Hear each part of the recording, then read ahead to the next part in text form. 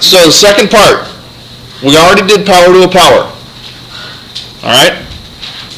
Next we're going to kind of combine them all together and kind of mix it up a little bit. Yes. So what we really have here is two problems. All right? You're going to do the first one and simplify it, do the second one and simplify it. So, Jalon, start us off. X to the 4 to the 7th. X to the 28th. Okay, so the first part is x to the 28th. Now, on the next part, we have two things inside with an exponent outside. So we've got to distribute y to the 6th squared is, Jalon, what? That is 12. Okay. And x to the 6. 6th. So the idea is when you have an exponent out front or outside, then you got to multiply inside times both. All right, now, group and combine the things that are alike. Actually physically move them together. And then your y's are at the back. Katie, what's our result going to be? Well, I had a question. Oh, go ahead. Couldn't you just add the 6 and the 3, like the exponents, and then multiply by 2? These two? Yeah. You could if the bases were the same. Oh, okay. But since the bases are not the same, we can't. But you can combine exponents if the bases are the same. But these two are not. But now here we have x to the 28th and x to the 6th.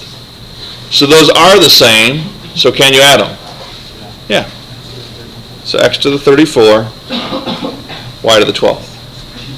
So the idea is you can only combine stuff if the bases are the same. Flip over to number B. I put on coefficients on here intentionally because I wanted to make sure we understood the difference between dealing with a number and dealing with an exponent. So we'll start by distributing. 2 to the 5th is our number.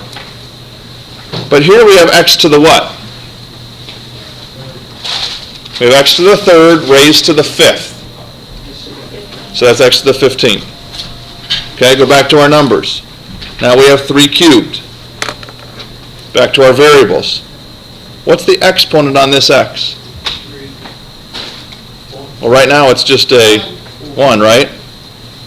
So down here we're going to have x to the 3rd and y to the 6th because we're multiplying. So the first step is going to be to distribute the outside exponent to each part on the inside. Now we group. Without a calculator, what's 2 to the 5th? If you used a calculator, you can't answer. Zach? 25. That's 5 squared. That's close. That's close. Sam? 32. All right, so 2 to the 5th is 32. What's 3 cubed? Somebody else?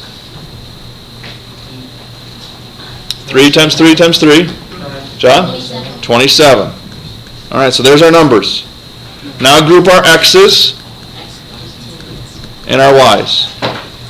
Now you may need a calculator for the next one. 32 times 27. Go ahead and multiply that out. What do you get there? 864. X to a power, Noah and Luke. What would we get next? 18. Okay. And then y to the 6th. Okay? So, distribute in, combine the like things, and then add your exponents together. But you got to group them together. Slide down here. Distribute. 5 to the negative 2. Power to a power. Our rule is we multiply, so that's x to the negative 8. 4 to the 3rd. X to the 3rd. Z to the what? Negative 12. All right. Now let's combine our things that are alike. Our numbers are in front. Our x's, negative 8, positive 3 are second. Then our z's. So all we've done is distribute and combine. That's all we did. Now we actually start the problem. How do I deal with 5 and negative 2? The negative exponent causes it to do what? Go to the bottom. So put that 25 in the bottom. What's 4 times 4 times 4? Can you do that in your head? 16 times 4? Zach? 64. That's a good one to memorize. 4 cubed is 64. So there's our numbers. What do we do with these two? Negative 8 and positive 3, what do we do with them? Add them. So that's negative 5. And z to the negative 12. Thank you. Can I leave my answer in that form? All right, so talk to me. What must I do? Where do I go from there? Drew? Put the x to the bottom. All right, there's it in the bottom. And the z. What about the 64 and 25?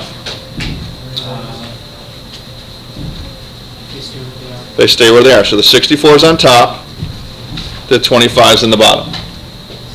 So as we're looking at this, first you distribute, step 1. Then you combine. Okay, group your x's, group your y's, group your z's. Then you kind of evaluate and add them together and then move from negative to positive wherever they're going to go. All right?